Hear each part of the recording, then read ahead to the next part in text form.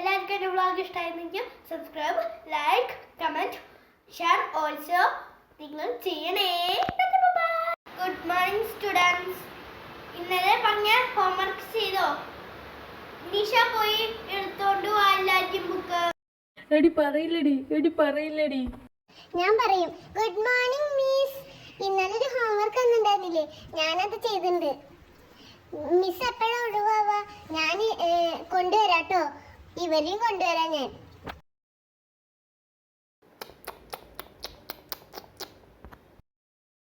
ആരാ അവിടെ മിഠായി കഴിക്കുന്നത്? പിങ്കിയാണോ കഴിക്കുന്നത്? വേഗം പറഞ്ഞോ. ഏയ് ഞാനല്ല മിസ്, ഞാൻ ഒന്നും ചെയ്യുന്നില്ല, ഞാൻ പഠിക്കുക ഇവിടെ. ഞാൻ പരീക്ഷയ്ക്കുള്ളതൊക്കെ മാർക്ക് ചെയ്യായിരുന്നു.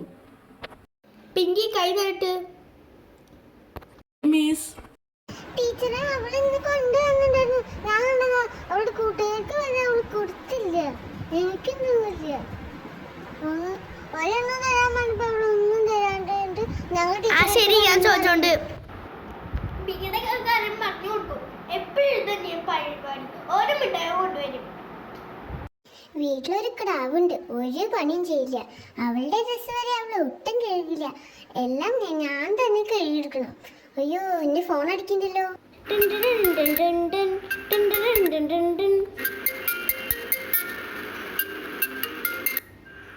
ആ ടീച്ചറാണല്ലോ. എന്താ ടീച്ചറെ?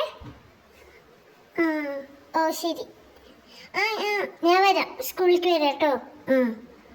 ഞാൻ അവളോട് പറഞ്ഞോണ്ട്. ദേ വരുന്നു മിസ്. ശരി മിസ്, ദേ വരുന്നു. Okay miss, okay. ടീച്ചറെ അവളിപ്പോ ക്ലാസ്സിലല്ലേ? നിങ്ങൾ ഇങ്ങനെയാണ് കാവനെ വളർത്തുന്നത്? ക്ലാസ്സിൽ മര്യാദയ്ക്ക് ഇരിക്കുന്നില്ലെന്ന് ഞങ്ങൾക്ക് ടീച്ചേഴ്സ് പറഞ്ഞു തന്നല്ലോ. ഇങ്ങനെ വളർത്തിയാൽ നിങ്ങൾ.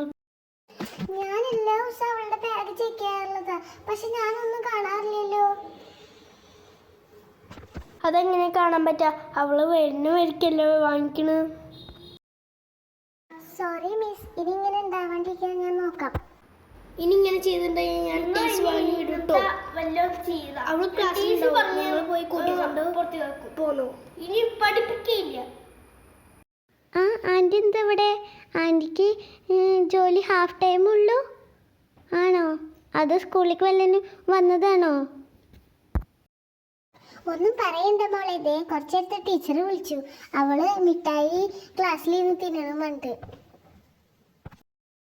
അവിടെ ഉണ്ടാവള്, ഇന്ന് ശരിയാക്കി കൊടുക്കണം അവൾക്ക്. അപ്പൊ എല്ലാവർക്കും മനസ്സിലായെന്ന് വിചാരിക്കുന്നു.